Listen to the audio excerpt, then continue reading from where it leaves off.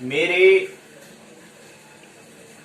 प्रिय मित्रों, आइए स्वाध्याय के 33वीं पाठशाला और ज्योतिष के 23वीं पाठशाला में आइए प्रवेश करें।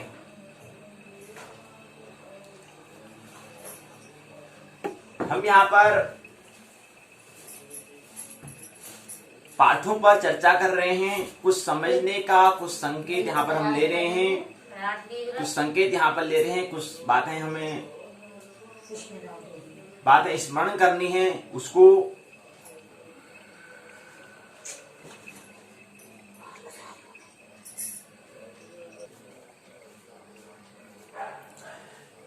आइए आज की पाठशाला में प्रवेश करें। तो सबसे पहले पता है कि आज 15 अक्टूबर 2020, डेट 33, डेट 33 और GY 23 अर्थात 22, 23वीं ज्योतिष की पाठशाला। और दिवस कौन सा है आज? 33वां, 33। और ज्योतिष जो है हम किस पर बात कर रहे हैं? उत्तराखंड मुक्त विश्वविद्यालय के स्नातक प्रथम वर्ष के द्वितीय प्रश्न पत्र ज्योतिष विषय जो है उसके द्वितीय प्रश्न पत्र, उसका नाम है GY 102 जन्म कुंडली का निर्माण। उसको हम समझने का प्रयास यहाँ पर कर रहे हैं। और इसके अंतर्गत हमने पहला जो खंड है ग्रह स्पष्टीकरण, दूसरा खंड जो है चंद्र स्पष्टीकरण, उसको उन दो खंडों को हमने समझने का प्रयास हम पिछली पाठशाला में कर चुके हैं। और अब हम खंड 3 को समझने का हम यहाँ पर प्रयास कर रहे हैं।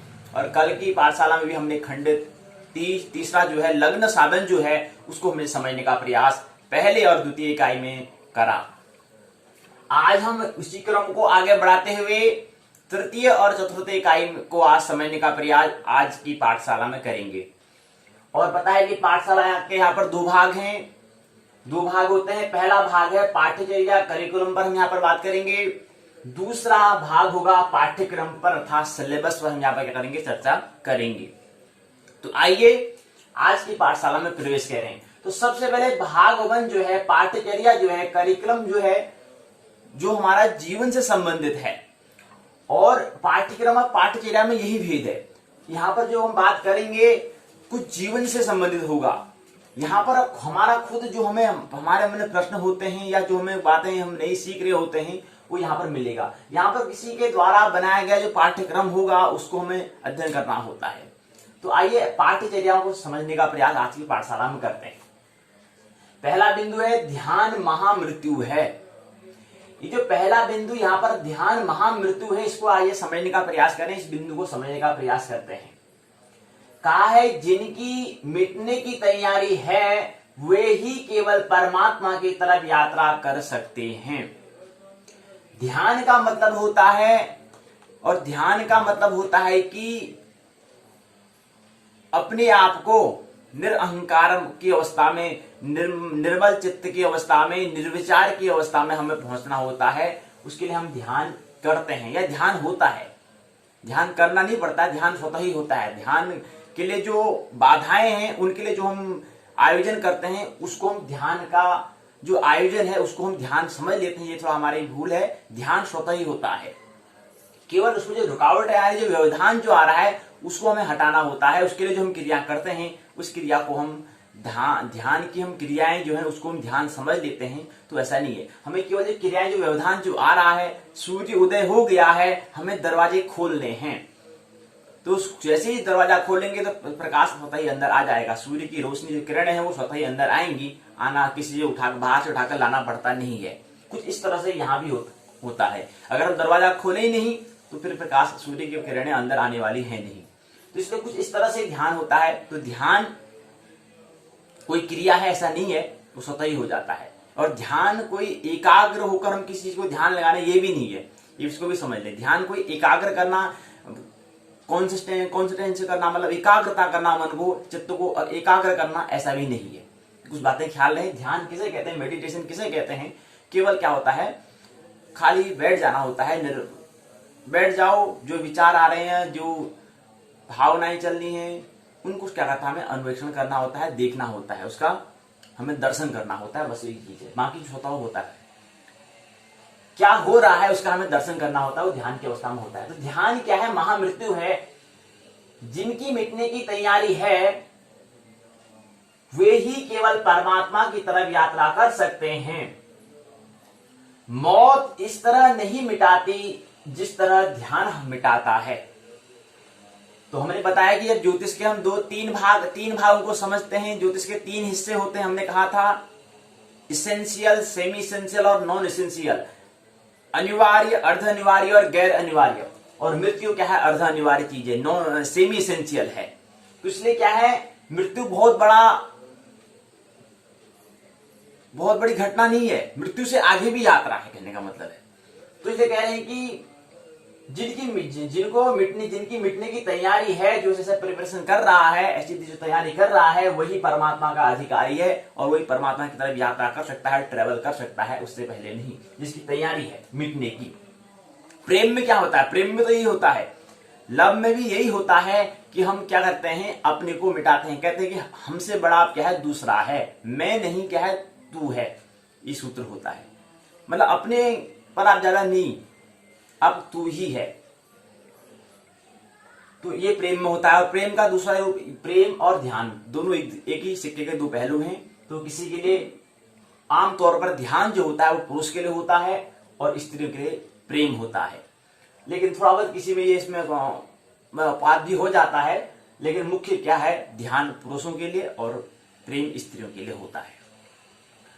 तो हो सकता है किसी कोई पुरुष वो प्रेम कर सकता है या कोई स्त्री ध्यान कर सकती है, लेकिन ये कुछ प्रतिशत, मतलब 100 में से 1% ऐसा संभावना होती है। लेकिन मुख्य क्या है, ध्यान पुरुषों के लिए और प्रेम स्त्रियों के लिए। तो ये चीज है। तो ध्यान और प्रेम मार्ग है किसके लिए? परमात्मा के आगे मार्ग है, मध्यम बिंदु अर्थात अर्ध अनिवार्य जगत जो हम कहते हैं मृत्यु, जिसे उसके जगत में मृत्यु जो आती है, जन्म जो आता है, ये सब क्या है? अर्ध अनिवार्य, सेमी इसेंशियल है। तो इससे आगे भी यात्रा अनिवार्य की होती है। वहां पर ध्यान, प्रेम और भक्ति इत्यादि जो आगे जो श्रेणी, आगे जो मंजिल है, वहां पर हमें जाना होता है। चलो जो भी है इसको समझे। तो यहाँ पर जिनकी मिटने की तैयारी है वही केवल परमात्मा की तरफ यात्रा कर सकते हैं। मौत इस तरह नहीं मिटाती, क्योंकि मौत क्या है? अर्ध अनिवार्य चीज है, सेमी इसेंशियल है, वो कुछ बहुत बड़ा नहीं है। और मौत इस तरह नहीं मिटाती जिस तरह ध्यान मिटा देता है। मौत तो सिर्फ एक शरीर को छुड़ाती है, दूसरे शरीर से जुड़ा देती है। एक शरीर से छूटे तत्क्षण दूसरा शरीर मिल जाता है। मौत तो एक ऐसी घटना है कि वो क्या कर देती है, शरीर को छुड़ा देकर, एक शरीर को छोड़ेगी, दूसरे शरीर को जुड़वा देगी। मतलब जो व्यक्ति मरता है वो तो तत्क्षण उसको दूसरा शरीर मिल जाता है। मौत एक ऐसी घटना है जहां से क्या होता है, फिर हम दूसरा शरीर को हम क्या करते हैं, धारण करते हैं। तो मौत एक शरीर को, मौत किसे कहते हैं? जो एक शरीर को छुड़ाए और दूसरे को जुड़ाए। तो इस का जो संयोग का जो नाम है वह है मौत, वह है डेथ। तो क्या करती है, एक शरीर को एक शरीर छोड़ दिया तो तत्क्षण दूसरे शरीर में क्या करते हैं, प्रवेश कर जाते हैं। तो इसलिए क्या है, मौत इस तरह से नहीं मिटाती है जिस तरह से ध्यान मिटाता है। ध्यान किस तरह से मिटाता है? मौत सिर्फ एक शरीर छुड़ाती है, दूसरे शरीर से जुड़ा देती है। आप नहीं बदलते मौत में, बहुत महत्वपूर्ण बिंदु है कि आप नहीं बदलते हैं। ख्याल रहे, कोई व्यक्ति अगर किसी की मौत हो जाती है वो बदल गया, ऐसा नहीं है। केवल क्या बदल जाएगा, प्रकृति बदल जाएगी, अर्थात शरीर बदल जाएंगे। लेकिन जो उसके अंदर जो वो है, वो उसके लिए उसके विकास पर, उसके डेवलपमेंट पर निर्भर करेगा। उसके विकास के, उसने कितना विकास किया, उसने कितना अनुभव किया, उस पर निर्भर करेगा। उसने कितने इसके बाद समझ प्राप्त हुई, वो बुद्धित्व को प्राप्त हुआ नहीं हुआ, बहुत सारी मतलब विकास, इसको एक शब्द कह सकते हैं, डेवलपमेंट पर उसका क्या करेगा, निर्भर करेगा कि उसने क्या डेवलपमेंट किया। तो वो व्यक्तित्व उसका उस पर निर्भर करेगा। तो इसलिए मौत कोई है, सोचना मौत जब होती है तो वो मिट गया है, ऐसा नहीं, वो नहीं मिटता है। कौन मिटता है? केवल शरीर का क्या होता है, रूपांतरण होता है। एक शरीर का दूसरे शरीर क्या होता है, रूपांतरण होता है। एक शरीर जब जैसे हम कपड़ा पहनते हैं, नैनम छिन्न सस्तानी नैनम देहती भाव कहो, तो मतलब क्या है कि जो हमारा शरीर, जो वस्त्र है, गीता में पूरा कृष्ण अर्जुन को यही संवाद, यही संकेत बताते हैं। तो कहते हैं कि वो क्या है, केवल वस्त्र बदलते हैं। जैसे हम एक पुराने कपड़े को त्यागते हैं, नए वस्त्र को धारण करते हैं, ऐसे ही शरीर का भी क्या होता है, अदला बदली होती है। तो वो काम कौन करती है, मौत कर देती है, डेथ कर देती है। तो कोई किसी की मृत्यु हो रही है तो उसे ये नहीं समझ लेना है कि वो भी बदल गया होगा, नहीं, कोई अनिवार्यता नहीं है। उसके लिए क्या करना पड़ेगा, अगर वो ध्यान जब कर रहा होगा, साधना अगर उसने जब जीवन था उसमें उसने अगर मौत और जीवन के बीच में जो मौत और जन्म और मौत के बीच में जो जीवन है उसमें उसने साधना अगर की होगी, ध्यान अगर किया होगा, प्रेम अगर किया होगा, भक्ति अगर की होगी, तो ही उसको हम कह सकते हैं कि उसकी भी क्या हुई, मौत हुई है, उसका भी रूपांतरण हुआ है, वो भी आप अधिकारी है मोक्ष का, वो भी आप परमात्मा आत्मा का परमात्मा से मिलने का अधिकारी है। लेकिन ऐसा उसके विकास पर निर्भर करेगा। तो मौत से भी एक शरीर को छुड़ाती है, दूसरे शरीर को छुड़ा देती है। आप नहीं बदलते मौत में, आप वही के वही होते हैं, कहीं पर नहीं, वहीं पर होता है, बिल्कुल कुछ ठेस में कुछ भी नहीं होता है। आप वहीं के वहीं होते हैं, जो थे, जो पहले थे वही के वही होते हैं। अगर साधना नहीं की होगी, ध्यान प्रेम नहीं किया होगा तो आप वहीं के वहीं रहेंगे। चाहे आपने संसार में जब थे कितनी ही इंफॉर्मेशन आपने ली होगी, कितनी ही जानकारी आपने इकट्ठा कर ली होगी, लेकिन जब तक समझ आपको नहीं आएगी, अंडरस्टैंडिंग जब तक नहीं आएगी, सब व्यर्थ है। क्योंकि मौत में क्या हो जाना है, सब धूल हो जाना है, सब मिट्टी मिल जाना है। यहां तक शरीर भी मिट्टी में मिल जाता है। 5 तत्वों से हमारा शरीर निर्मित होता है। क्षितिज जल पावक गगन समीरा, क्षितिज जल पावक गगन समीरा, पंच तत्व यह रचित शरीरा, क्षितिज जल पावक गगन समीरा, पंच तत्व यह रचित शरीरा। 5 तत्वों, क्षिति जल पावक गगन और समीरा, और इन 5 तत्वों से मिलते हैं ये। फिर जब मौत आती है, 5 के 5 तत्व क्या हो जाते हैं, धूल में, उसी जहां से उसका निर्माण हुआ था वहीं पर क्या हो जाते हैं, मिल जाते हैं। तो इसलिए कुछ ऐसा हमें अर्जन करना है जो जब मौत आए तब भी वो मौत भी उसको न मिटा पाए। कुछ ऐसा, वो क्या होता है, साधना में होता है, वो क्या होता है, प्रेम में होता है, वो क्या होता है, ध्यान में होता है। इसलिए कह रहे हैं ध्यान क्या है, महामृत्यु है। जो ध्यान हमें जो अनुभव, जो हमें समझ में प्राप्त हो जाएगी, उसको मौत भी नहीं मिटा सकती है। बाकी कार, वस्तुएं, पदार्थ इत्यादि कोई भी चीज हम लेंगे, कोई भी पदार्थ, कोई भी चीज लेंगे, सब क्या होगा, प्रकृति के अंतर्गत जो आएगा उसको सब क्या होना है, प्रकृति को पुनः उसका रूपांतरण करना ही करना है। नष्ट होगा फिर उसका विकास होगा, लय होगा फिर प्रलय होगा। इसलिए कुछ ऐसा हमें अर्जन करना है, कुछ ऐसा हमें क्या करना है, समझ प्राप्त करनी है। ध्यान, वो ध्यान है, वही इसका नाम प्रेम है, जिसे हम ध्यान कह सकते हैं, जिसे हम प्रेम कह सकते हैं। कुछ अर्जन अगर हमें करना है तो ध्यान, प्रेम, भक्ति। तो हम सारे लोग, आप वही के वही होते हैं जो थे, सिर्फ कपड़े अर्थात प्रकृति बदल जाती है, कपड़े बदल जाते हैं, वस्त्र बदल जाते हैं। मौत खतरा नहीं है, मौत खतरा नहीं है। हम सारे लोग तो मौत को बड़ा खतरा समझते हैं। कितनी बड़ी नासमझी हो रही है, समझते हैं, मतलब मौत को ही बहुत बड़ा खतरा समझते हैं। ध्यान तो मृत्यु से भी बड़ा खतरा है। जो व्यक्ति मौत से ही डरने लग जाएगा वो ध्यान से फिर कहां प्रवेश करेगा, और ध्यान तो उसका दुगना है, इसलिए तो उसको महामृत्यु कहा है। जो मौत से ही डर गया तो ध्यान में कैसे पहुंचेगा। जो मौत से ही डर गया तो उसकी आगे की यात्रा तो पहले ही स्वतः ही बंद हो गया, दरवाजा वैसे ही बंद हो गया, वैसे ही यात्रा हो जाएगी, यात्रा में विराम हो जाएगा। कैसे होगा महानिर्वाण, कैसे होगा मोक्ष। तो इसलिए हमें क्या करना है, मौत से डरना नहीं है, उसको स्वीकार हमें करना है। तो ध्यान तो मृत्यु से बड़ा खतरा है। मृत्यु केवल वस्त्र छीनती है, ध्यान आपको ही छीन देता है।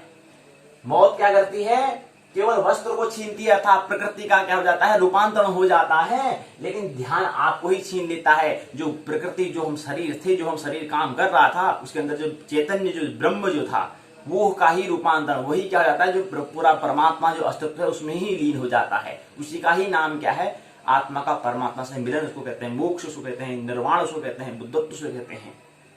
वो हो जाता है उसको। तो उसके बाद फिर क्या होता है, उसको ही छीन लेना, मतलब क्या है, जो मूल है, जो अस्तित्व में जो है, जो परमात्मा, उसी से उसका मिल जाना। नहीं तो क्या होगा, वही पुनरपि जननम पुनरपि मरणम, पुनरपि जननम पुनरपि मरणम। ख्याल होगा आपको 84 लाख योनियां होती हैं, वही वर्तुल चलता रहेगा। तो स्पष्ट करें कि यहाँ पर जीवन चक्र से क्या है, वर्तुल में ही घूमता है। पृथ्वी वर्तुल में घूर्णन कर रही है तो वर्तुल में ही कर रही है, सूर्य घूम रहा है तो वो भी वर्तुल में ही घूम रहा है, तो सब चीज वर्तुल में हो जाता है। यहाँ पर वही वर्तुल प्रारंभ हो जाता है। इसलिए ध्यान रहे, कुछ हमें क्या करना है, ध्यान, प्रेम, भक्ति, कुछ ऐसा हमें अनुभव करना जो मौत हमसे न छीन पाए। तो ये बात है, आपको भी तो ध्यान क्या होता है, आपको ही छीन लेता है। वहां पर अहंकार, मन शून्य होना पड़ता है।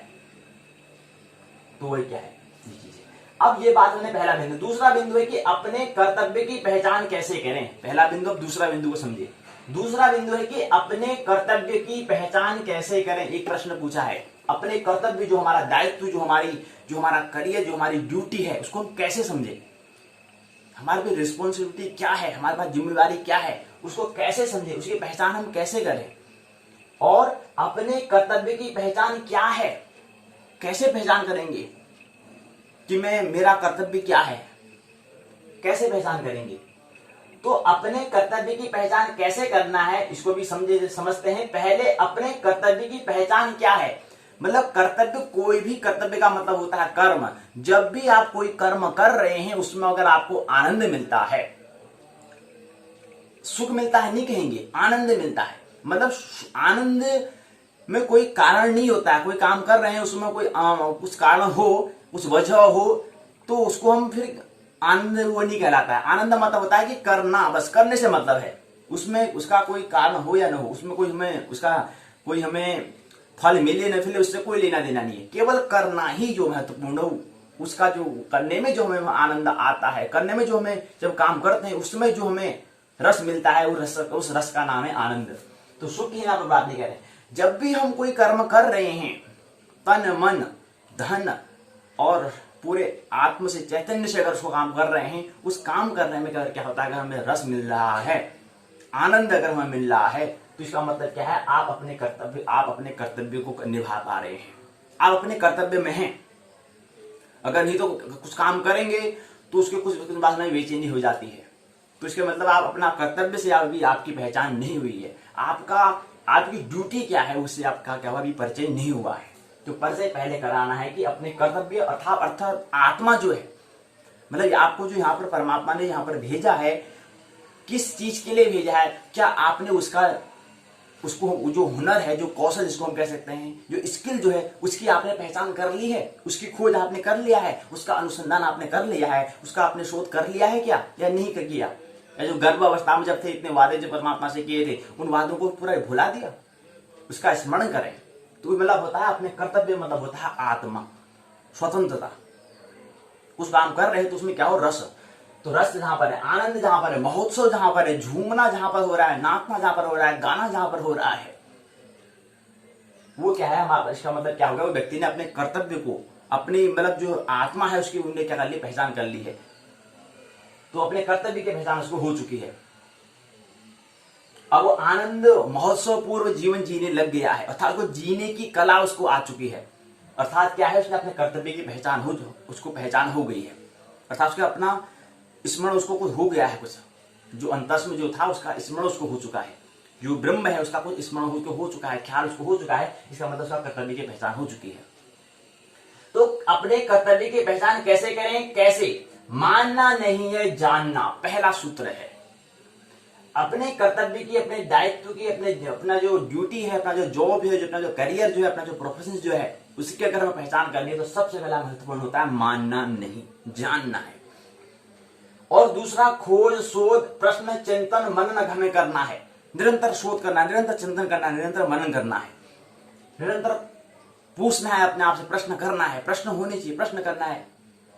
और उसके बाद आता है प्रारंभ किससे करना है, मैं कौन हूं। दो तरह से यात्रा, एक प्रकृति की ओर, एक ब्रह्म की ओर। एक हम मध्य में स्थित हैं, हम यहाँ से प्रकृति में ही परिधि की ओर यात्रा कर सकते हैं, सरकमफ्रेंस की ओर यात्रा कर सकते हैं, दूसरा केंद्र की ओर, सेंटर की ओर यात्रा कर सकते हैं। तो इसलिए मैं कौन हूं ये क्या होता है, अंतस यात्रा होती है। और जो परिधि के लिए है उसके लिए क्या होता है, बाह्य यात्रा होती है। तो प्रारंभ क्या करना है, मैं से करना है, क्योंकि बाह्य इतना बड़ा विराट जगत है, विराट अस्तित्व है, उसको समझना हमारे लिए नहीं हो सकता है। हमें जब अंतस में जाएंगे तो वहां पर एक भक्ति एक ऐसा है जो अनंत, जो इतना बड़ा विराट इतना अस्तित्व है, उसको भक्ति का माध्यम से हम क्या करते हैं, उसको समझने का, एक बिंदु को समझ जाएंगे तो हमें उसके बाद क्या रहेगी, भगवत्ता, हम उसको समर्पण, उससे समर्पण हम हो जाएंगे। क्योंकि कोई भी अस्तित्व हमारे कहने से नहीं चल रहा है, ये अस्तित्व जो है परमात्मा की कृपा से, उनके अनुकंपा से क्या है, चल रहा है। तो वहां पर एक भक्ति कैसी, भक्ति का मतलब कुछ ऐसा हमें यहाँ पर एक समझ हमें प्राप्त हो जाती है, जिससे फिर हम इतना विराट जगत को अगर नहीं भी समझे, खगो इतने बड़े पिंड है, इतने दूरी पर स्थित है, इतनी अगर हमें इतना जानकारी इसके बारे में नहीं भी है तो कोई जरूरी नहीं है, लेकिन फिर उतना विराट का क्या है, एक झलक हमें मिल चुकी है।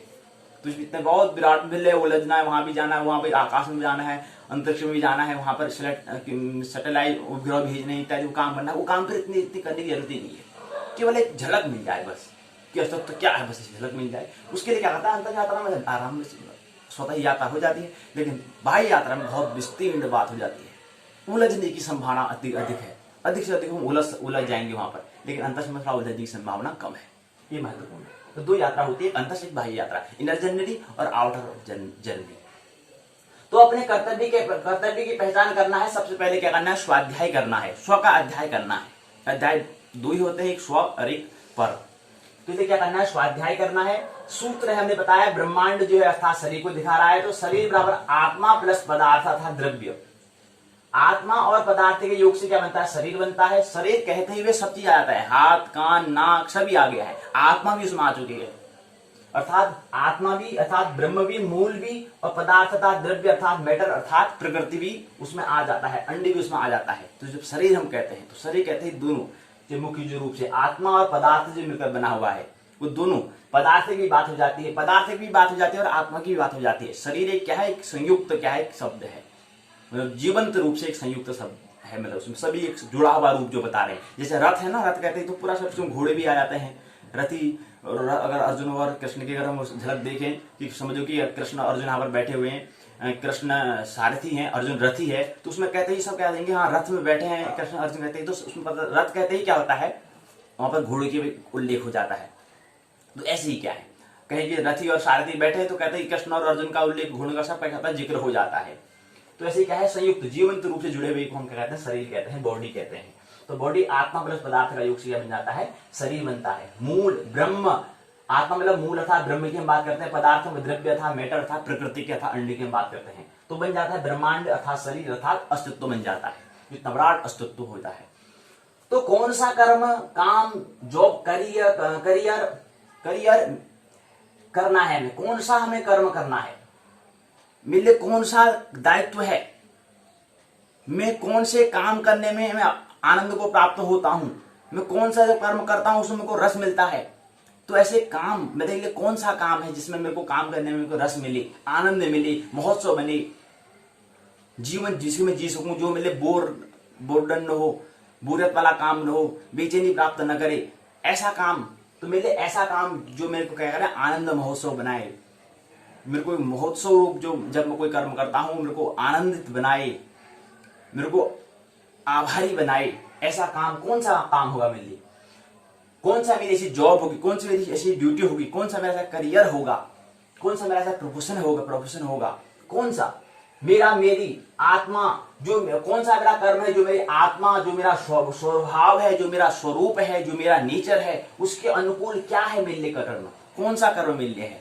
इसकी सब खोज क्या करनी है, अपने कर्तव्य की पहचान कैसे करनी है, ये सब इस पर हमें क्या करता है, हमें प्रश्न करने होते हैं। अपना स्वभाव को हमें समझना होता है, अपने नेचर को हमें समझना होता है, स्वरूप को समझना होता है। खुद मतलब स्वरूप का मतलब है स्व का, खुद का रूप क्या है मेरा। ऐसे ये किसी के द्वारा दिए हुए जो वाक्य हैं, किसी के द्वारा दिए गए जो पद हैं, किसी के द्वारा दिया गया मान जो है, किसी के द्वारा दिया गया जो पद है, उसी पर संतुष्ट आप कैसे हो सकते हैं। तो स्वरूप खुद का जो रूप है, किसी के उड़े हुए वाला नहीं, किसी ने उड़ा दिया बस, मक्खन लगाना कहते हो, किसी ने मक्खन लगा दिया, हाँ भाई तुम तो बहुत बड़े स्मार्ट हो भाई, कह दिया। ऐसे किसी के जो बाह्य आगम है, किसी के जो दिया हुआ ये मक्खन लगाया हुआ, ऐसा नहीं, जो खुद आपको भी लगे वाकई में यार हाँ मेरा खुद ये स्वरूप है, ये कर्म मेरा क्या खुद का स्वरूप है। जब मैं इस कर्म को करता हूं तो मेरे को रस मिलता है, मेरे को आनंद मिलता है। मेरे को इसमें जब करता हूं तो बड़ा एक महोत्सव, एक अच्छी खुशी, एक मुस्कान चेहरे में आती है। तो वो कर्म की पहचान कैसे होगी? स्वभाव से हमें पहचान करनी होगी, अपना नेचर से हमें प्राप्त करना होगा। मेरा स्वभाव क्या है, अपनी आत्मा तुमको झांकना होगा। तो मेरा स्वभाव, मेरा स्वरूप क्या है का अनुसंधान हमें करना है, शोध हमें करना है। कोई वैज्ञानिक विज्ञान में कर रहा है, उसको अनुसंधान करना, ऐसा नहीं। प्रत्येक व्यक्ति को, एक एक व्यक्ति को अपना अनुसंधान करना होता है, शोध करनी होती है। क्योंकि क्या करना है? डेवलपमेंट, विकास करना है। और विकास का अंतिम जो अंतिम मंजिल जो है, उच्चतम जो है, वो क्या है? बुद्धत्व। इसका कोई विकास नहीं होता है। तो सभी को अनुसंधान करना है, जो पढ़ रहा है वो भी, जो नहीं पढ़ा है उसको भी। यहाँ नहीं पढ़ा तो फिर वही अगला वर्तुल शुरू हो जाएगा। जब तक बात ख्याल में, स्मरण में नहीं आएगी तो चलता रहेगा, पुनरपि जन्म पुनरपि मरण वाला हिसाब चलता रहेगा। मतलब वर्तुल चलता रहेगा, वर्तुल चलता निरंतर चल ही रहा है, ये आपको भी स्मरण है। तो अनुसंधान, शोध हमें करना है। क्या मेरे कारण में, क्या मैं चिकित्सक जब बनता हूं तो जब मैं चिकित्सक बन जाऊंगा, जब मैं डॉक्टर बन जाऊंगा, तो उसमें जब मैं वो कर्म करूंगा, उसमें मेरे लिए वो रस देगा, वो मेरे को आनंदित कराएगा। या मैं जब अभिनेता बन जाऊंगा तो उस समय जब मैं अभिनेता में जब कर्म कर रहा हूंगा, उस समय को आनंद देगा या नहीं देगा। या कोई अभिनेत्री है, अभिनेत्री बन जाता है, तो वो कहता है कि अगर मैं ये बन जाऊंगा, ये अगर मैं ये नाटक करूंगा तो उस नाटक करने में मेरे को आनंद मिल रहा है या नहीं मिल रहा है। या फिर कोई कहता है कि मेरा क्या करना है, मेरे को कवि बनना है, तो कवि बनने में जब मैं कविता लिखूंगा उसमें मेरे को आनंद मिल रहा है या नहीं मिल रहा है। कोई संगीतज्ञ बन जाता है, जो संगीत गा रहा है, संगीत में मस्त है, तो उसमें जब मैं संगीतज्ञ बन रहा हूं तो उसमें मेरे को आनंद मिल रहा है नहीं मिल रहा है, मैं जीवन को जी रहा हूं या नहीं जी रहा हूं। दूसरा, इसी क्रम में कोई वैज्ञानिक बन जाता है, वैज्ञानिक अगर मैं पद बनता हूं तो उसमें जब मैं वैज्ञानिक बनूंगा तो उसमें मेरे को आनंद मिलेगा नहीं मिलेगा। मैं आनंद उसमें जब कर्म करूंगा तो उसमें मेरे को आनंद मिलेगा। जब मैं कर्म को कर रहा हूं उसको महोत्सव रूप में कर्म करूंगा नहीं करूंगा, ऐसा। और कोई बैंक अधिकारी बनना है किसी को, कोई बैंक अधिकारी बन गया आप समझ लो, तो उसमें उसको जो बैंक अधिकारी बन गया, एक तो केवल करता होता है कि हम कर रहे हैं, कम हमें करना है, जी रहे हैं इसलिए क्योंकि हमें जीना है, ऐसा वाला कर्म होता है। एक केवल अंतर से भी, एक चेतना से भी, इसको पूरे मनन से भी, लगन से काम कर रहे होते हैं। तो बैंक अधिकारी अगर मैं बन गया तो बैंक अधिकारी बनूंगा तो उसमें मेरा मन, उसमें कुछ आनंदित होगा, उसमें मेरा रस होगा, निरोग होगा। इस तरह के कुछ अनुसंधान हमें करने होते हैं। या मैं व्यवसायी अगर बन जाता हूँ, बड़ा बिजनेसमैन अगर मैं बन जाता हूँ, जब मैं व्यक्तियों को व्यापार में किसी वस्तुओं का व्यापार करूंगा तो उस व्यापार करने में मेरे को जो वो कर्म है, उस कर्म में मेरे को आनंद मिलेगा नहीं मिलेगा, इस तरह से। या कोई साहित्यज्ञ बन जाता है, कोई कलाकार बन जाता है, कोई गृहस्थ को संभालता है, कहता है मैं भोजन का ही काम बनाऊंगा, खाना पीना का ड्यूटी मेरी रहेगी। इस तरह से कोई भी प्रोफेशन, कोई भी कर्तव्य अगर हमें निभाना है, अगर उस कर्तव्य में अगर मेरा जो स्वभाव के अनुकूल हो जाता है, वो फिर गृहिणी, चाहे फिर खाना बनाना वाला ही काम क्यों न हो, या फिर कोई सफाई करने वाला ही काम क्यों न हो, सफाई कर्मचारी क्यों न हो, लेकिन मेरे को काम करने में अगर मेरे को रस मिल रहा है, इसका मतलब वो क्या है, मेरा स्वरूप के, मेरे नेचर के क्या है, अनुकूल है। अर्थात मेरा स्वभाव उसमें क्या है, उस मेरे स्वभाव के अनुरूप है, उसके अनुकूल है, तभी तो उसमें मेरे को आनंद आ रहा है। तो इसलिए क्या है, आनंद मतलब होता है कि कोई अकारण, कोई कारण हो उसके पीछे, ऐसा नहीं है। अकारणीय जो काम हम कर रहे होते हैं और उसमें बड़ा मस्त हंस रहे होते हैं, मुस्कुराहट, बड़े परमात्मा के आभार प्रकट कर रहे होते हैं, तो वो आनंद है। उस चित्त की दशा का नाम आनंद है। तो ये क्या है, अपना दायित्व, अपना कर्तव्य की आयु थोड़ा समझने का प्रयास करते हैं। ये हमने तो बताया, लेकिन हमें परमात्मा ने क्या दायित्व दिया है, इसको समझने का हम प्रयास करते हैं। तो दायित्व जो स्वामी ने दिया है, जो सौंपा है, तो उसको समझने के लिए हम क्या करेंगे, देखें कि हम ब्राह्मण तत्व को मतलब हम बात कर रहे हैं। मतलब दायित्व मतलब जो स्वामी ने सौंपा है, जो प्रभु ने सौंपा है, उस दायित्व को हम ब्राह्मण हम कह सकते हैं। तो एक ब्राह्मण जो है, एक ब्राह्मण व्यक्ति जो है, जो ब्राह्मण मतलब होता है ब्रह्मांड को कुछ जाने, तो समझे, तो उसके लिए क्या कर्तव्य होता है। जो ब्राह्मण है उसकी अधिक से अधिक काम क्या होगा, पढ़ना और पढ़ाना में उसका काम रहेगा। वो क्या करेगा, वो पढ़ाएगा, चिंतन करेगा, मनन करेगा, कुछ नया क्रांति, कुछ नया शोध वो करता रहेगा। अर्थात सांख्य योग उसको हम कह सकते हैं। तो ब्राह्मण में तो उसके लिए क्या है, उसके पुस्तक के माध्यम से एक ब्राह्मण है, वो कहता है कि इस पुस्तक को पहले पढ़ने से पहले उसको प्रश्न पहले आएगा कि पुस्तक आखिर है क्या व्हाट, और दूसरा फिर हाउ, कैसे। वो प्रश्न पूछेगा कि पुस्तक जो हम किताब, ये जो हम पढ़ रहे हैं, ये किताब तो जो अंदर क्या है उससे मेरे को कुछ लेना देना नहीं है, पहले ये किताब क्या है पहले ये मेरे को पता होना चाहिए। तो ब्राह्मण वाला जो व्यक्ति होगा, जो वाकई में खोज करना चाह रहा होगा, शोध करना चाह रहा होगा, वो सोचेगा कि पहले किताब है क्या, किताब कैसे अस्तित्व में आई, ये कैसे बनी, ये किसने आविष्कार इसका किया है। तो सबसे पहले क्या है, किताब जो है, पुस्तक जो है क्या है, एक प्रोडक्ट है, एक उत्पाद है, एक प्रकृति है। ये किस चीज से बनी है, किस चीज से बनी है, किसी ने इसको बनाया होगा, बनाने वाला कौन था, और फिर इसको ये यहां पर आई है, हमारे पास आई, इसको यहां तक लाने वाला कौन होगा। तो इस तरह से वो उसका शोध चलेगा, उसका रिसर्च चलेगा कि आखिर है क्या चीज। तो जो ब्राह्मण तत्व जो होगा, जिसकी जिम्मेदारी क्या हो, जिसका कर्तव्य, जिसका दायित्व, जिसका करियर, जिसका जॉब, जिसका प्रोफेशन जो होगा, वो उसका प्रोफेशन पूछेगा कि प्रश्न पूछेगा कि आखिर है क्या चीज है। तो समझेगा, प्रश्न करेगा। पढ़ तो रहा बहुत सारे 10 साल की किताब पढ़ रहा हूं, लेकिन किताब मतलब पुस्तक बनती कैसे होगी यार, ये मार्केट में आग से जाती होगी, ये अपने आप टपक के आ जाती है या नहीं आ जाती है, ऐसा हम लोग सोच चल रहा होगा उसको। तो इस तरह से प्रारंभ। तो ये पुस्तक जो है ये क्या है, पुस्तक को बनाने वाला कौन है, वो प्रश्न पूछेगी, इसको किसने निर्माण करा, और बेचने वाला कौन है, ये मार्केट में कैसे आ गई, बाजार में ऐसे कैसे आ गई, कौन लाया, कौन लाता होगा इसको। और फिर ये पुस्तक किस प्रयोजन से बनी है, किस प्रयोजन से ये अस्तित्व में आई है, और इसमें क्यों पढ़ना है, ये कौन पढ़ता होगा इसको, किसके लिए बनाई है, किसके लिए इसका आविष्कार हुआ होगा। तो इस तरह से प्रश्न पूछेगा वो। किताबें पढ़ रहे हैं, पढ़ते रहे, वो तो एक जो व्यक्ति जिसको केवल खाली क्या करना है, आज जीना है जिसको, वो तो पढ़ लेगा, हाँ ठीक है ये पढ़ लेगा, पूरा दिन पढ़ लेगा, करते रहेगा, 10 दिन से किताब पढ़ा, पढ़ता रहेगा। लेकिन एक दिन ऐसा आता है जो वाकई में जो सत्य को जो खोजना चाहता है, वो कहीं से भी प्रारंभ करेगा, तो उसको मूल, उसके जो विज्ञान जिसको कार्य और कारण क्या है, उसको खोज वो करेगा। तो ये है। तो इस पुस्तक को हम क्या, ये नेट JRF जो है, नेट UGC NTA नेट हम कल बात कर रहे थे, उसी की हमने पुस्तक ली है। तो अब इस पर हम क्या करेंगे, पाठ्यचर्या हम यहाँ पर कर रहे हैं। तो भाग, हमारी जो पाठशाला है 2 भागों में होती है। पहला भाग का नाम हमने दिया करिकुलम अर्थात पाठ्यचर्या, दूसरे भाग का नाम हमने पाठ्यक्रम दिया है, सिलेबस दिया है। तो कहने का मतलब है, अब हम यहाँ पर पाठ्यचर्या मतलब भाग 1 में हम यहाँ पर नेट अर्थात जो UGC नेट NTA नेट की पुस्तक को यहाँ पर हम ले रहे हैं। तो उसको लेने से पहले तो हमारा शोध यही हो जाता है। PhD का मतलब क्या होता है, PhD का मतलब यही तो होता है कि किताब मतलब खोज करना, शोध करना, खोज करना। तो इसलिए शोध हमारा पहले ये बन जाता है कि NTA की जो किताब दी है, इस किताब का जो पहला प्रश्न पत्र है उसका नाम दिया है, इसका सामान्य इसको हम पेपर कहते हैं शिक्षण एवं शोध अभियोग्यता, शिक्षण और शोध अभियोग्यता। और यहाँ पर शोध का मतलब तो यही होता है कि पहले ये पुस्तक कैसे अस्तित्व में आई है, ये पुस्तक को निर्माण कैसे किया होगा। तो प्रारंभ में तो यहीं से करना होगा। जो ऐसे कर पा रहा तो उसको शोध करने में आसानी रहेगी, अर्थात वो शोध के योग्य है। तो इसलिए हम कह रहे हैं कि पुस्तक कैसे आई है, पुस्तक को बनाने वाला कौन है, तो एक ही व्यक्ति है, बनाता है कौन है, वो बनाता है इंसान। कौन बनाता है, वह इंसान। इंसान ने ही इस किताब को बनाया है, इंसान के लिए ही बनाया है, कोई जानवर के लिए नहीं बनाया किताब। कोई जानवर किताब पढ़ते हुए नहीं दिखे जाएगा, जानवर कभी किताब पढ़ते हुए नहीं दिखेंगे। तो किसके लिए बनाया है, इंसान ने इंसान के लिए बनाया है, मनुष्य ने मनुष्य के लिए बनाया है। तो ये पुस्तक जो बनी है, पुस्तक से संबंधित जो भी कर्म है वो कौन करता है, इंसान करता है, और इंसान के लिए होता है। लेकिन इंसान इसमें जब कर रहा होगा तो इंसान के व्यक्तित्व को समझने के लिए हमें मनोविज्ञान को हमें समझना होता है। क्योंकि मनुष्य का जो स्वभाव जो है वो मन का, शरीर जो है वो मन का ही प्रतिरूप होता है। तो मन अर्थात एटीट्यूड अर्थात मनोदृष्टि जो है, अर्थात मनोविज्ञान जो है, मनोविज्ञान कैसे कहते हैं।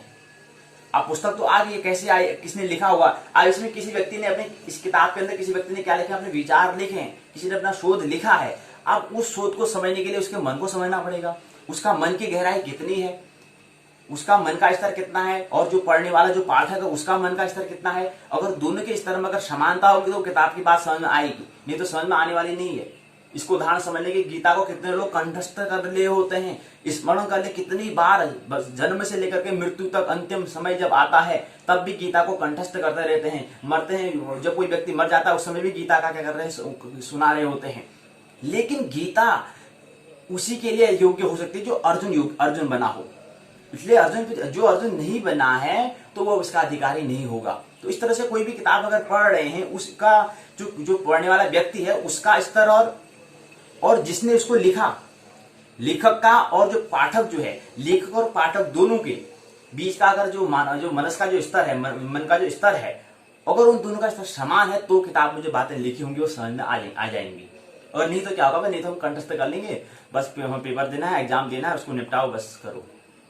इससे कुछ हल होने वाला है कुछ ज्यादा फिजूल की व्यर्थ की क्या होगी, व्यर्थ का झंझट होगा, व्यर्थ मतलब फिजूल हो जाएगा। तो इसलिए हमें करना है कि कोई भी अगर हमें किताब मिल जाए, चाहे वो उच्चतम से उच्चतम व्यक्ति की हो जाए या निम्न से निम्नतम व्यक्ति की हो जाए, तो हम कैसे उस पुस्तक को समझे। तो उसको समझने के लिए हमें क्या करना पड़ता है, मनोविज्ञान को, साइकोलॉजी को समझना होता है, अर्थात मनोशास्त्र तथा गीता को समझना होता है, गीता को। तो इसलिए गीता मतलब क्या है, अर्जुन हमें पहले बनना होगा, तब जाके कृष्ण की बात हमें समझ में आई होगी। मतलब बेचैनी हमारे मन में होनी चाहिए, प्रश्न हमारे मन में होनी चाहिए, तब जाके कृष्ण की बात हमें समझ में आएगी। नहीं तो गीता को चाहे कितने साल अगर उसको हम कंठस्थ कर लें, और कंठस्थ करके हम इतने लग जाए कि हम गीता को इतना हमने कंठस्थ कर लिया है, एक श्लोक का भी कहीं से कहीं फर्क नहीं पड़ रहा है। हो सकता है कि कृष्ण से ज्यादा आप उन श्लोक को ज्यादा उच्चारण करने में माहिर होंगे, लेकिन उससे कुछ विशेष हल होने वाला नहीं है जब तक कि अर्जुन न बन जाए। प्रश्न तो है अर्जुन बनना, तो अर्जुन बन पाए नहीं बन पाए। तो इसलिए यहाँ पर कोई वो तो उल्लेख आ रहा है, जिक्र आरोप कर रहे हैं, लेकिन महत्वपूर्ण यह है कि जो पुस्तक है, तो ब्राह्मण तत्व वाला क्या करेगा, वो जानेगा ब्रह्मांड के अंदर अर्थात प्रकृति को जानेगा, तो किसने बनाया किताब, किसके लिए बना है, क्यों बनाया है, क्या उसका प्रयोजन है, क्या इसका उद्देश्य है, इस तरह से प्रश्न करेगा। प्रारंभ यहां से करेगा। और अब प्रारंभ इसमें मनुष्य ने लिखा है, अर्थात मनुष्य को समझने के लिए क्या करेगा, मनोशास्त्र को, गीता को समझेगा, मनोविज्ञान को समझेगा। तो मनोविज्ञान क्या होता है, मनोविज्ञान जो होता है विभिन्न मनोदृष्टियों से प्रकृति के विभिन्न मतलब होता है भिन्न भिन्न मनोदृष्टियों से प्रकृति का किया जाने वाला स्वाध्याय का नाम है मनोविज्ञान, अर्थात मनोशास्त्र। मतलब भिन्न भिन्न मनोदृष्टि, मतलब सबका प्रतियों का क्या है, अपना अलग दृष्टि होता है, क्योंकि प्रत्येक व्यक्ति क्या है, यूनिक है, मौलिक है, तो इसलिए उनकी मनोदृष्टि भी भिन्न भिन्न होगी। हालांकि अनुभूति जो होगा वो तो समान होगा, समझ जो अंत में आएगी वो समान होगी, लेकिन उनका जो आचरण जो होगा वो भिन्न भिन्न होगा। तो आचरण भिन्न भिन्न होने के कारण क्या होगा, इसलिए इसकी मनोविज्ञान की परिभाषा बन जाएगी, डेफिनेशन बन जाएगी कि भिन्न भिन्न मनोदृष्टियों से प्रकृति का किया जाने वाला अध्ययन, प्रकृति का किया जाने वाला स्वाध्याय, उसका नाम है मनोविज्ञान। किया जाने वाला स्वाध्याय, किया जाने वाला अध्ययन जो है, उस अध्ययन का, उस स्वाध्याय का नाम क्या है, मनोविज्ञान है, साइकोलॉजी है। जैसे मनोशास्त्र होता है, कृष्ण और अर्जुन के बीच संवाद चल रहा होता है, कम्युनिकेशन कर रहे होते हैं। अर्जुन पहले प्रारंभ प्रथम अध्याय से लेकर प्रारंभ करते हैं, तो अर्जुन को बात कहां तक समझ में नहीं आती है, 700 श्लोक तक, जब 700 श्लोक मतलब इतनी लंबी क्या हो जाता है, संवाद चल जाता है, उतना बड़ा कम्युनिकेशन चल जाता है। अर्थात क्या है, इतने ऊंचे मनस का इतना क्या है, ऊंच नीच का अंतर है, इतना ऊंचा। अर्जुन इतने ऊपर से देख रहे हैं, कृष्ण उतने नीचे से देख रहे हैं। इतना संवाद हो गया है, इतने वक्त का समय, इतना वक्त लग गया है, अभी भी अर्जुन को बात से ख्याल में नहीं आ रही है। तो अंत था, नहीं तो कृष्ण और बात जब समझ में आ जाती तो गीता का इतना विस्तार, इतना 18 अध्याय नहीं जाता, 700 श्लोक तक नहीं पहुंचता। लेकिन बात समझ में आ ही नहीं रही है, तो बात समझ में नहीं आई तो फिर क्या वो लंबा होना ही, वो संवाद क्या होगा, वो कम्युनिकेशन क्या होगा, दीर्घ ही होगा, बड़ा ही होगा। जब तक बात ख्याल में नहीं आएगा, अर्जुन छोड़ने वाला है नहीं, क्योंकि अर्जुन क्या है, बेचैनी चित्त, भाई पाना है मेरे को शांत, मेरे को आनंद को प्राप्त करना है, इसलिए अर्जुन बनना महत्वपूर्ण है। एक अर्जुन से निम्न स्थिति होती है, दुर्योधन की अवस्था होती है, विचारहीन की अवस्था होती है। एक अर्जुन की स्थिति है, अर्जुन की स्थिति होती है विचारशील की, और एक कृष्ण की स्थिति होती है निर्विचार जहां पर है, कोई विचार जहां पर नहीं है, विचारों का जहां पर अनुपस्थित, जहां पर मन मौन हो चुका है, मन का मौन हो जाना जहां पर हो चुका है, वो क्या है, निर्विचार, निर्बल चित्त की दशा है। तो इसलिए मनोविज्ञान है, कोई भी शास्त्र, अधिक से अधिक कोई भी शास्त्र, कोई भी सिद्धांत, कोई भी विज्ञान वो क्या हो सकता है, मनस हो सकता है। अध्यात्म में हमें खुद जाना होता है, वहां के लिए संकेत हमें मिल जाएंगे, लेकिन कोई भी उच्चतम, कोई भी शास्त्र, कोई भी अगर हम किताब, कोई भी पुस्तक, कोई भी वेद पुराण इत्यादि जो है वो क्या होते हैं, उच्चतम मनस हो सकते हैं। गीता विश्व में सबसे ज्यादा पढ़ी जाने वाली पुस्तक है, तो ये भी क्या है, अध्यात्म की ओर संकेत कर रही है, इसलिए इसका नाम मनोशास्त्र है। और शास्त्र हो सकते हो कि शरीर की प्रकृति की बात कर रहे हो, लेकिन गीता में कुछ ऐसा उल्लेख है, क्योंकि विश्व में सबसे ज्यादा जानी, सबसे पढ़ी जाने वाली पुस्तक इसलिए बनी है क्योंकि इसमें क्या है, अध्यात्म की अर्थात ब्रह्म की ओर कुछ संकेत मिलते हैं, कुछ सिग्नल हमें मिलते हैं। इसलिए क्या है, जो उच्चतम कोई भी न्यायालय होता है वहां पर गीता पर रखकर क्या है, शपथ दिलाया जाता है। सब उसका उद्देश्य क्या है, गीता की एक अनूठी और उसी और अन्य पुस्तकों से उसमें क्या है उसकी जो अलग अलग जो पहचान है वो अलग पहचान यही है कि वो ब्रह्म की ओर संकेत करती है। और भी ऐसे संकेत वाले पुस्तकें हो सकती हैं, वेद में भी ऐसे, उपनिषद भी ऐसे हैं, वो भी हो सकते हैं, पुराण जो हैं या किसी ने साहित्य लिखा उसका भी वहां पर क्या संकेत हमें मिल सकता है। लेकिन गीता क्या है, गीता का उच्चारण सर्वोच्च है। सबसे पहले मनोविज्ञान का जन्म क्या है, वो गीता के कृष्ण और अर्जुन से ही हुआ है। तो इसलिए मनोविज्ञान को हमें समझना होता है। किसी व्यक्ति के मन को अगर हमें समझ लिया तो चाहे फिर हम कोई भी किताब हमें दे दो, किसी भी व्यक्ति की किताब हमें दे दो तो उस किताब को पढ़ना हमारे लिए जाएगा आसान हो जाएगा, उससे पहले आसान नहीं होगा। तो आइए समझे। तो हमने बताया कि ये क्या है, मनोशास्त्र है, मनोविज्ञान को समझना है। तो हम अब आइए, ये तो हमने थोड़ा संक्षिप्त में हमने भाग 1 जो है पाठ्यचर्या करिकुलम को हमने समझने का प्रयास किया। अब आइए भाग 2 पाठ्यक्रम को समझते हैं, सिलेबस को समझते हैं। जो करिकुलम पाठ्यचर्या की बात हो चुकी है, भाग 1 पूर्ण हो गया है। आइए भाग 2 जो है पाठ्यक्रम जो है, सिलेबस जो है, आइए पाठों पर चर्चा करें। तो पाठ क्या है, अयनांश हम यहाँ पर बात करें कि जो उत्तराखंड मुक्त विश्वविद्यालय स्नातक प्रथम वर्ष का द्वितीय प्रश्न पत्र, विषय ज्योतिष, JY 2323 अर्थात 23वीं पाठशाला, JY 102 जन्म कुंडली निर्माण, खंड तीसरा, और खंड तीसरा का नाम है लग्न साधन। इकाई कौन सी है, तीसरी और चौथी इकाई है। तो तीसरी इकाई का नाम है अयनांश है, अयन धन अंश। चौथी इकाई है लग्नायन और जनमांग चक्र निर्माण। तो यहां पर अयनांश किसे कहते हैं, अयन धन अंश। आपने नाम सुना होगा नयन, शयन, उत्तरायण, दक्षिणायन, आपने नाम सुना है। अब अयन हम अयनांश से कह रहे हैं, अयन प्लस अयन धन अंश बोलता है। अंश मतलब होता है हिस्सा, और अयन मतलब होता है चलना, जो क्या कर रहा है, गति कर रहा है। क्योंकि यहाँ पर अस्तित्व में क्या है, जीवन क्या है, गतिशील है। प्रकृति मतलब प्रगतिशील है वो, प्रकृति में क्या है, गतिशील है वो, अस्तित्व में क्या है, गतिशील है, तो इसलिए उसका नाम जीवन है। तो अयन का मतलब होता है चलना। ऐसे ही जो हमारे खगोलीय पिंड हैं, ग्रह उपग्रह तारा जो भी है, क्या है, गति कर रहे हैं, चल रहे हैं, ये गति अवस्था में है। तो ये अयन का मतलब होता है चलना। तो इसी से संबंधित जब उत्तरायण और दक्षिण आपने नाम सुना है, वो भी इसका अयन मतलब होता है चलना, उत्तर की दिशा की ओर और दक्षिण की दिशा की ओर चलना। ये था उत्तरायण और दक्षिण क्या है, पृथ्वी के उत्तर और दक्षिण भाग के यहाँ पर बात है। तो सूर्य कुछ ऐसे अंतरिक्ष में, यहाँ पर पृथ्वी ऐसी है, यहाँ पर शून्य में स्थित है, ऐसे यहाँ पर चंद्रमा सूर्य ऐसे अस्तित्व में शून्य में स्थित हैं और गति कर रहे हैं। तो गति करते में कोई ऐसी अवस्था हो जाती है जिसमें प्रकाश अधिकतर 6 महीने अधिकतर कहाँ बढ़ता है, उत्तरी गोलार्ध में बढ़ता है, और 6 महीने प्रकाश क्या है, दक्षिणी गोलार्ध में बनता है। तो इस तरह से मतलब 6 महीने का उत्तरायण, 6 महीने का दक्षिणायन होता है। तो ये बात क्या होती है, पृथ्वी से संबंधित बातें हैं, इसको आगे विस्तार में बात करते रहेंगे। और अयन का मतलब था चलना, तो उत्तर की ओर दक्षिण की ओर चलना हो गया। और यहाँ पर हम बात करते हैं 2 साइन होते हैं, 2 अयन होते हैं। साइन मतलब होता है पृथ्वी के वर्तुल के प्रारंभ बिंदु। आप देखो ना, साइन मतलब हम सोचते हैं एक पृथ्वी को हम यहां से इस बिंदु से हम प्रारंभ करते हैं कि पृथ्वी इस बिंदु से क्या करती है, गति करती है। हो सकता है जो सूर्य है वो इस बिंदु से गति करता हो।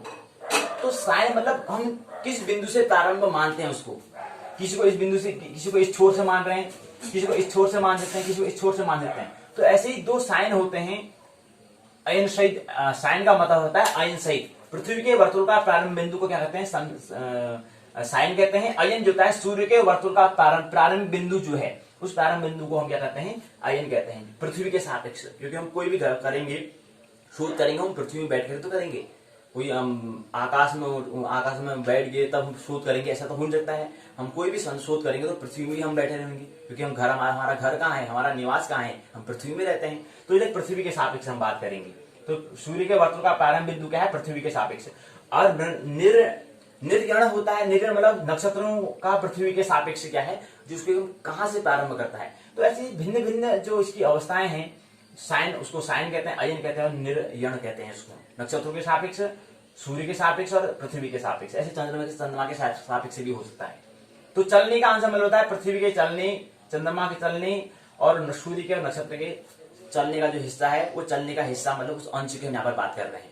कहने का मतलब पृथ्वी एक क्या ऐसे वर्तुल में पूरा चलती है, तो पृथ्वी कुछ न कुछ अंश से क्या करती है, चल रही होती है। मतलब एक दिन में एक अंश, दूसरा 3 से 4 अंश, 5 अंश, ऐसे मतलब एक साल में क्या करती है, पूरा एक वर्तुल पूरा कर लेती है। तो कुछ ना कुछ अंश मतलब कुछ हिस्से की हम बात कर रहे हैं कि पृथ्वी क्या है, पूरा एक वर्तुल घर में क्या करती है, परिक्रमा कर रही है। तो उस परिक्रमा को करने में एक दिन में कुछ ना कुछ क्या करती है, वो गति तो करती है, कुछ ना कुछ स्थान, कुछ ना कुछ आगे बढ़ती है। तो आगे बढ़ने को उसको हम एक अंश कर लेते हैं। तो यहाँ पे अंश मतलब अयनांश जो है, अयन मतलब होता है चलने, चलने का जो अंश है, जो हम पूरा चल रहे हैं उसका कुछ ना कुछ अंश क्या होता है, उस अंश को हम अयनांश कहते हैं, हिस्से को। ये बात क्या है, अयनांश कहलाएगा। तो यहाँ पर हमने बताया कि ये क्या है, अयनांश है। इसके क्रम में अगला चौथी जो इकाई है, खंड तीसरा लग्ना साधन के अंतर्गत जो चौथी इकाई है उसका नाम है लग्नायन और जन्मांग चक्र का निर्माण। सूर्योदय लग्न किसे कहते हैं, इसको पहले समझेंगे। तो यहाँ पर हमने एक चित्र दिखाया है, एक तस्वीर दिखाई है कि ये वर्तुल हमने दिखा रहे थे। तो वर्तुल का मतलब ये होता है कि ये जो वर्तुल हम दिखा रहे हैं कि किसी का जो वर्तुल बन रहा है वो किसके सापेक्ष है, मतलब गति सभी कर रहे हैं, लेकिन किसका प्रारंभ बिंदु इस छोर से हो सकता है, किसी का प्रारंभ इस छोर से होता है, किसी का प्रारंभ इस छोर से हो सकता है। इसलिए इस वृत्त को हमने दिखाया है। बाकी पृथ्वी की जब बात हम भूगोल में जब करेंगे, ज्योग्राफी वाला जब वहां पर पाठ आएगा, वहां पर विस्तार से इसको समझेंगे। ज्योग्राफी हमने बताया कि ज्योतिष से संबंधित जो विषय हैं, वहां पर हम जो भूगोल जब समझेंगे तो वहां पर और अच्छी बात को हम समझ लेंगे। तो ये बात है। अब आता है यहाँ पर लग्ना, चौथी इकाई है लग्नायन और जन्मांग चक्र निर्माण। लग्न किसे कहते हैं, सूर्योदय के समय सूर्य जिस राशि में है वह राशि क्या कहलाएगी, लग्न कहलाएगी। सूर्योदय के समय सूर्य जब हो रहा था, सूर्य जब उदय हो रहा था, उसमें सूर्य क्या था, सिंह राशि में था, इसलिए इसका बन गया ये जो यहाँ पर जो जन्मांग चक्र दिखाया गया है, अर्थात जो जन्म कुंडली दिखाई है, एक तो कौन सी लग्न की है, सिंह लग्न की क्या है, कुंडली है। और राशि मतलब होता है ढेर में था। सूर्योदय के समय सूर्य क्या था, सिंह राशि में, सिंह राशि ढेर में क्या था, उसमें मौजूद था। मतलब ऐसा तारों का ऐसा नक्षत्रों का ऐसा ढेर होगा जहां पर उसका आकृति मानो जैसी बन रही हो, तो ऐसे ढेर को इसलिए उसको राशि हमने कहा है। तो अतः जन्म कुंडली क्या हो जाएगी, सिंह लग्न की कुंडली हो जाएगी। लग्नेश क्या है, शुक्र है, यहाँ पर हमें दिखा रखा है, जन्मांग चक्र हमने दिखा रखा है, ये क्या है, एक जन्मांग चक्र है। इसको ये जो हमने बनाया है, इसको क्या कहेंगे, जन्मांग चक्र कहेंगे, या इसको हम चिन्ह भी कहते हैं।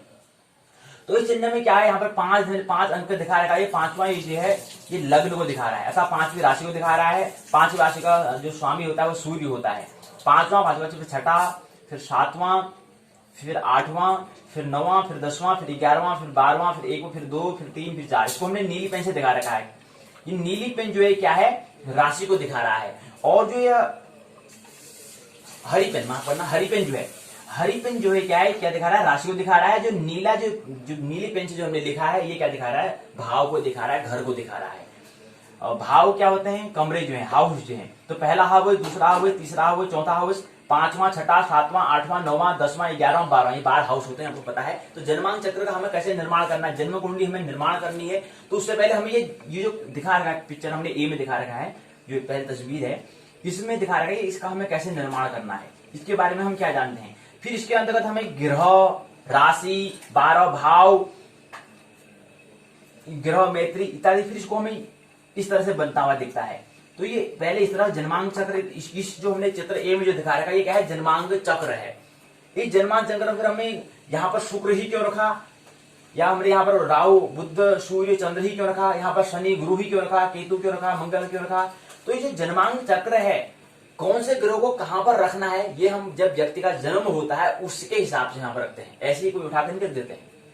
तो जिस समय जन्म हो रहा होगा उसमें आकाश में जैसी स्थिति बनेगी उस हिसाब से उस हाउस में उस ग्रह को रखेंगे, उस हाउस में उस राशि को रखेंगे, उस हाउस में उस राशि, ग्रह और ग्रह हो गए, राशि हो गए, भाव में उन कमरों में उसको हम रखेंगे।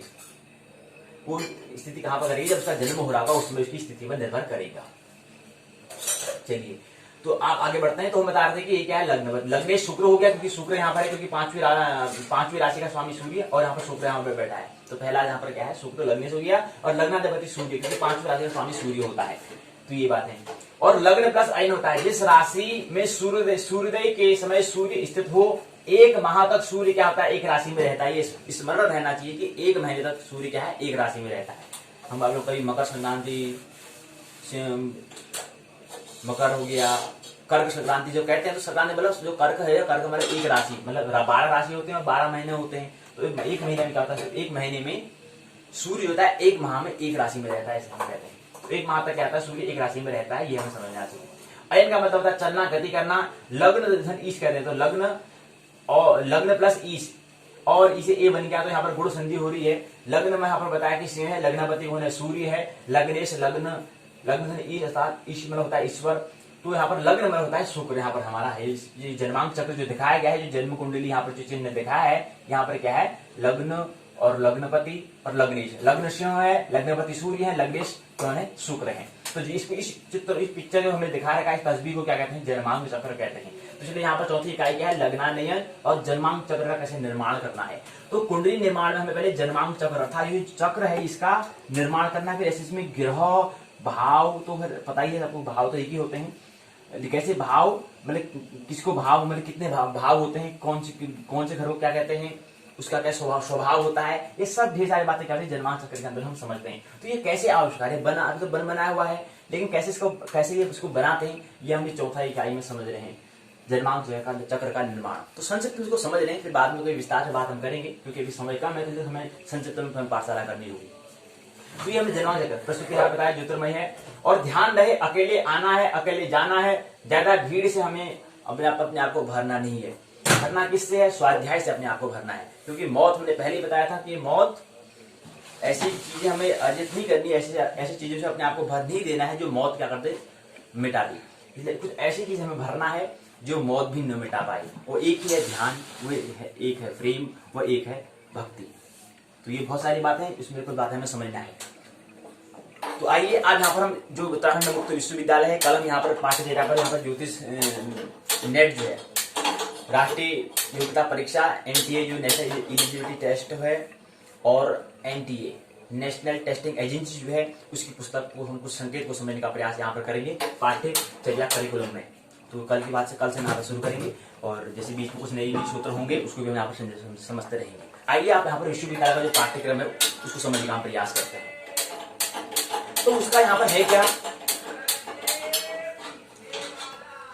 इकाई तीसरी है अयनांश। इकाई की रूपरेखा, प्रस्तावना, उद्देश्य, अयनांश से परिचय, अयनांश से साधन, सारांश, प्रारंभिक शब्दावली, अभ्यास प्रश्नों के उत्तर, संदर्भ ग्रंथ सूची, सहायक उपयोगी पाठ्य सामग्री, निम्नलिखित प्रश्नों जैसे पूछे गए। प्रस्तावना यहाँ पर दिया है, कह रहे हैं कि तृतीय खंडीय है, इसकी इकाई तृतीय इकाई अयनांश है। इसमें से पहले आपने पलभा, चरखंड, लंगोदय, सौदोई का मान को हमने समझने का प्रयास किया था। अब हम तीसरे खंड की तीसरी इकाई में हम क्या समझ रहे हैं, तीसरी इकाई हम अयनांश को समझ रहे हैं। आकाश स्थित समस्त बिंदु साइन मान से गतिमान है। अयन के ज्ञानाभाव में हम सभी ग्रहों के बारे में सम्यक अध्ययन प्राप्त नहीं कर सकते। अगर हमें ज्ञान का अभाव होगा, अभाव मतलब अगर कमी रहेगी, तो हम सम्यक मतलब होता है राइट मतलब ठीक अध्ययन हम नहीं कर पाएंगे। ग्रहों के बारे में हम ठीक हम अध्ययन नहीं कर पाएंगे। तो कुछ उद्देश्य यहाँ पर दिए हुए हैं, 5 उद्देश्य यहाँ पर दिया है। अयनांश से परिचय, अयन संबंधित अंश अयनांश, अयन संबंधित अंश अयनांश कहलाएगा। अयन संबंधित अंश को अयनांश कहते हैं। 2 प्रकार के होते हैं, साइन और निर्यण। आकाश में समस्त बिंदु क्या है, साइन मान से गतिमान है। ये साइन मान क्या होता है, साइन मान से इसको समझिए। तो अयनांश साधन कैसे करते हैं, अयनांश साधन के कई प्रकार यहाँ पर दिए हुए हैं। कई प्रकार के ज्योतिष गणित में प्रचलित हैं। यहाँ पर हम केवल चित्रापक्षीय अयनांश साधन बताएंगे, क्योंकि आधुनिक पंचांग इसी अयनांश को प्रयोग में ला रहे हैं। मेषादि बिंदु से बसंत संपाद बिंदु की दूरी को अयनांश को, उस दूरी है उस दूरी को हम क्या कहते हैं, अयनांश कहते हैं। वो दूरी क्या कहलाती है, अयनांश कहलाती है।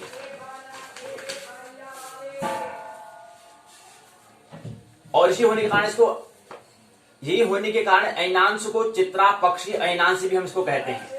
अयनांश गति सूर्य सिद्धांत में बताया है 54 विकला प्रतिवर्ष, ग्रह लाभों में 60 विकला प्रतिवर्ष, दृश्य गणित में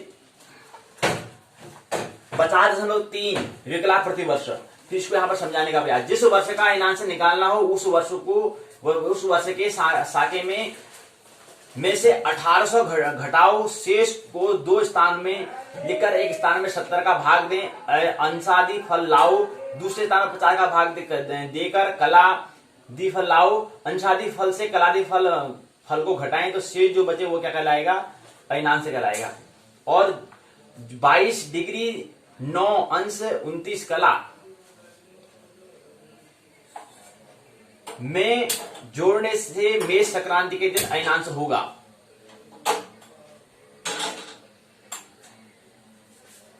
तो ये अंश, कला और विकला,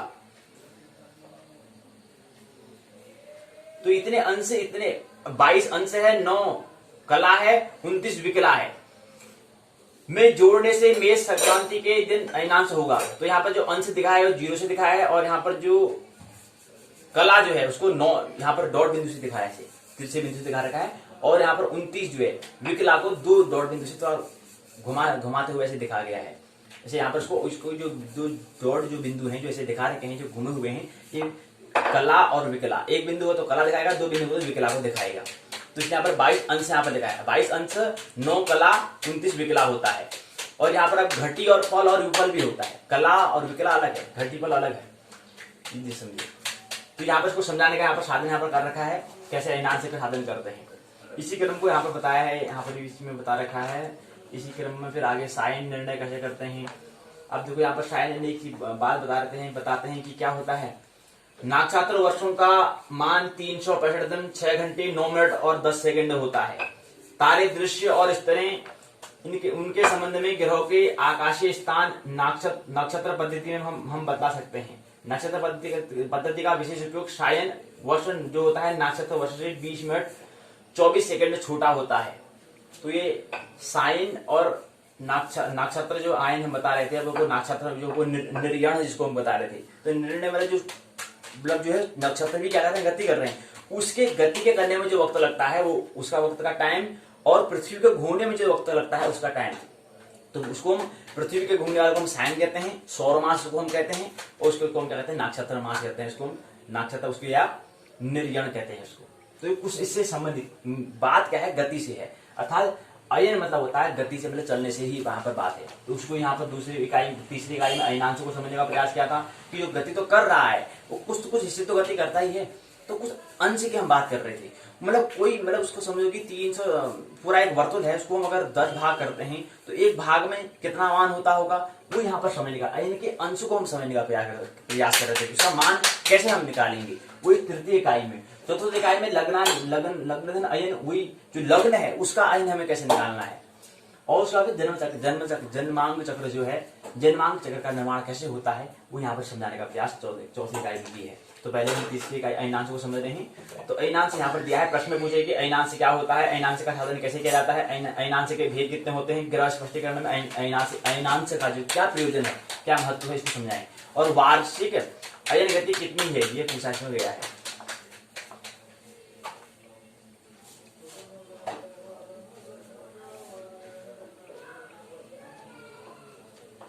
ये बातें यहाँ पर बताने का प्रयास किया है। शुद्ध साइन, विशिष्ट साइन यहाँ पर होते हैं।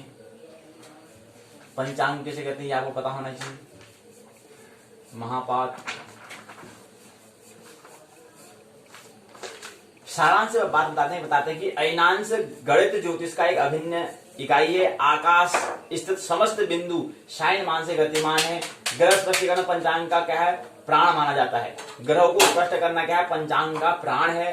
श्वास है प्राण में होता है, आने और जाने वाली श्वास का योग को हम प्राण कहते हैं। प्राण है, उसमें अयनांश के बिना शुद्ध ग्रह गणित की कल्पना नहीं की जा सकती है। यहाँ पर इस इकाई में हमने ये समझने का प्रयास यहाँ पर किया है। कुछ पारिभाषिक शब्दावली है। अयनांश, अयन संबंधित अंशादि जो मान है उसको हम अयनांश कहते हैं। पलभाग हमने कल बात की थी। 12 अंगुल छाया को लंकोदय, लंका का उदयमान। निर्यण अयनांश सहित जो मान है उसको हम निर्यण कहते हैं। सायन अंश अयनांश सहित जो मान है। सुविदित मतलब होता है स्पष्ट रूप से जाना गया। अनुसरण करना मतलब होता है पीछे चलना। उदय और अस्त, उदय और उदयास्त कहलाता है। पंचांग से मतलब पंचांग में मौजूद। संक्रांति सूर्य का एक राशि से दूसरी राशि में संक्रमण जो है। परिवर्तन जो है उसको हम संक्रांति कहते हैं। उत्तरायण जो होता है मकर आदि 6 राशियों में सूर्य की स्थिति का होना वो उत्तरायण कहलाता है। और शेष 6 महीने 6 राशियां जो बचती हैं उसको हम दक्षिणायन कहते हैं। अभी कौन सा आयन है पंचांग में देखो, उत्तरायण है कि दक्षिणायन है। कुछ प्रश्न के उत्तर यहाँ पर दिए, ग्रंथों की सूची यहाँ पर दी हुई है, प्रश्न पाठ्य सामग्री यहाँ पर दिया हुआ है, बड़ा प्रश्न पूछा है। अयनांश को परिभाषित करते हुए उसका स्पष्ट रूप से साधन करें। अयनांश कितने प्रकार के होते हैं स्पष्ट करें। तो यहीं पर क्या है, इकाई तीसरी पूरी होती है, इकाई चौथी है लग्नानयन और जन्मांग चक्र निर्माण। प्रश्न पूछा है स्वकल्पित उदाहरण द्वारा लग्नायन जो है उपस्थापित करें, मतलब यहाँ पर बताएं, उसको उपस्थित करो। तो इसकी इकाई की रूपरेखा ये प्रश्न पूछा है, बड़ा प्रश्न है। आप इस इकाई की रूपरेखा विश्वविद्यालय ने कैसे बनाई है, इसमें बनाया है। रूपरेखा में पहले प्रस्तावना, उद्देश्य, लग्न परिचय, लग्नानयन, जन्मांग चक्र निर्माण विधि, सारांश, परिभाषित शब्दावली, अभ्यास प्रश्न के उत्तर, संदर्भ ग्रंथ सूची, पाठ्य सामग्री और निबंधात्मक प्रश्न यहाँ पर दिया हुआ है। इकाई प्रस्तावना बताते हैं कि ये क्या है, द्वितीय खंड की चौथी इकाई है। नाम, उसका नाम दिया है लग्नानयन जन्मांग चक्र निर्माण विधि, इसमें दिया हुआ है, से जुड़ी यहाँ पर बात है। और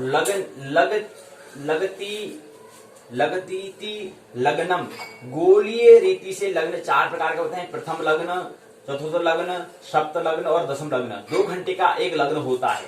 इस प्रकार 24 घंटे में 12 लग्न होते हैं। पंचांग में प्रत्येक दिन के 12 लग्न का समय दिया रहता है। कुंडली निर्माण प्रक्रिया में लग्न एक महत्वपूर्ण हिस्सा है। लग्न के आधार पर हम जातक का क्या करते हैं, फलादेश इत्यादि कर्तव्य करते हैं।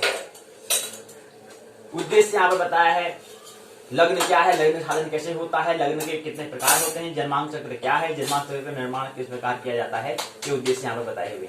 लग्न बचे सूर्योदय के समय सूर्य जिस राशि में हो वही राशि लग्न होती है, वह यह निश्चित है। लग्न शब्द से ही प्रतीत होता है कि एक वस्तु का दूसरी वस्तु में लगना।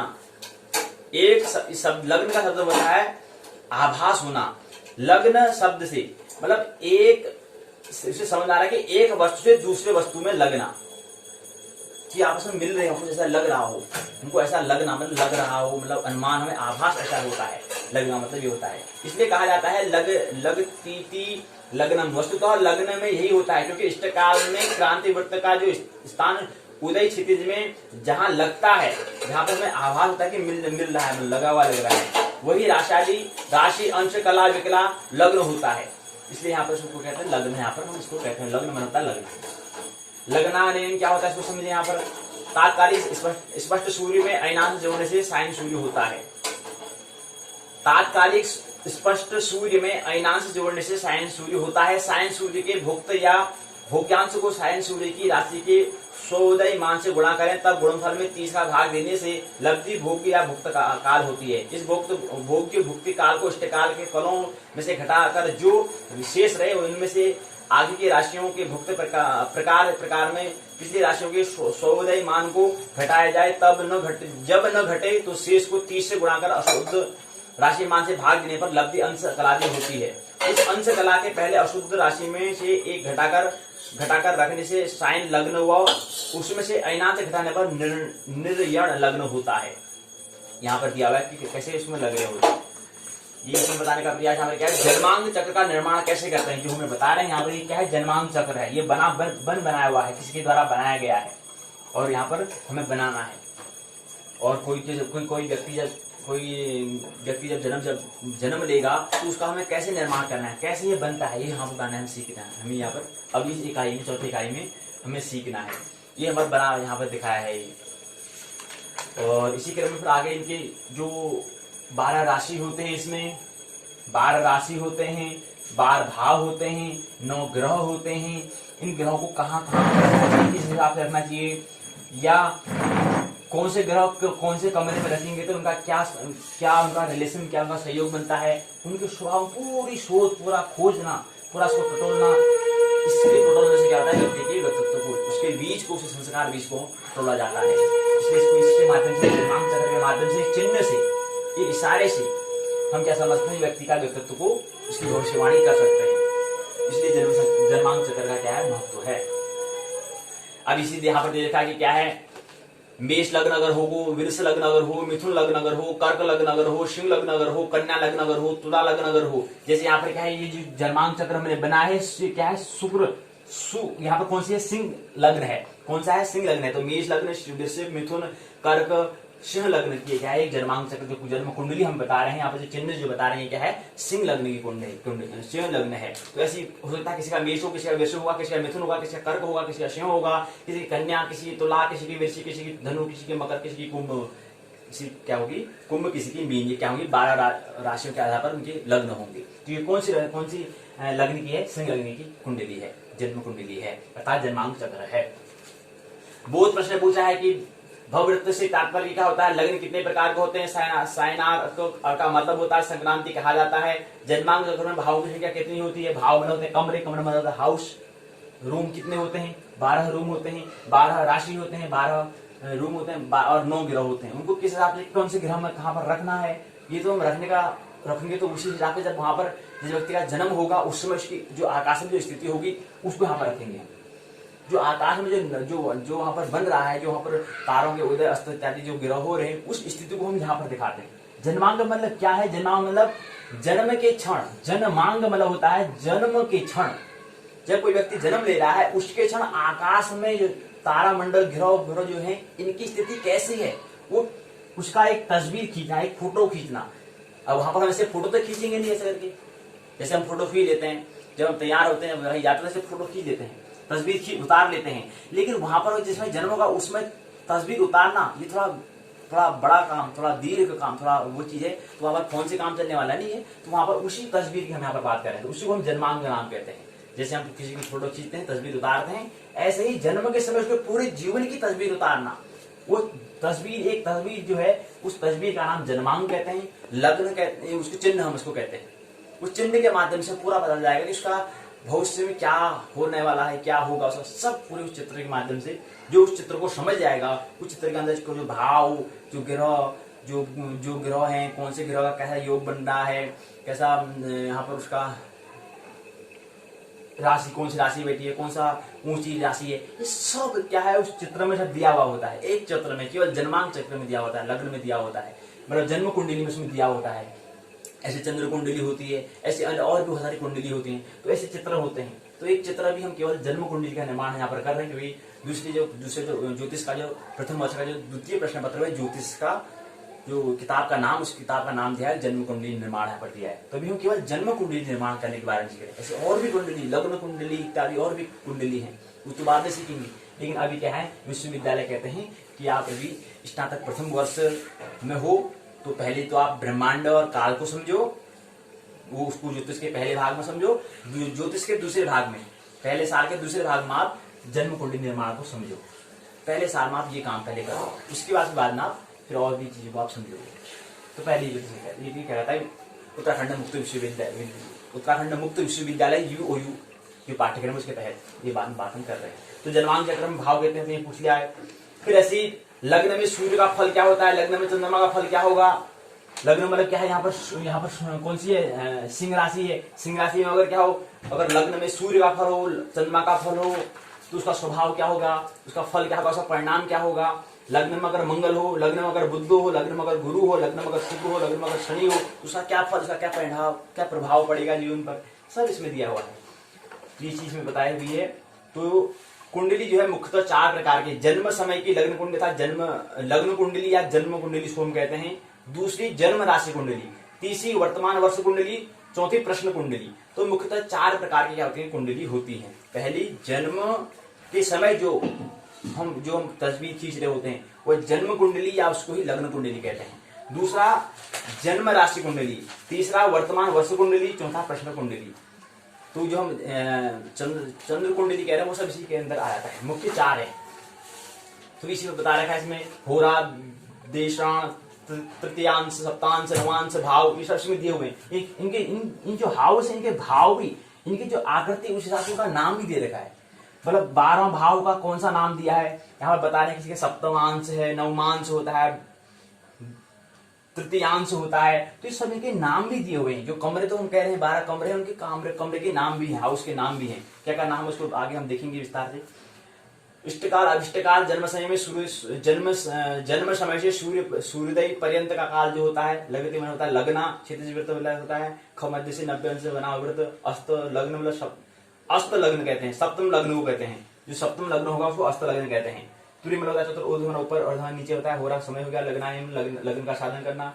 यहाँ पर निर्णय मतलब अयन सहित और शायन मतलब अयन सहित।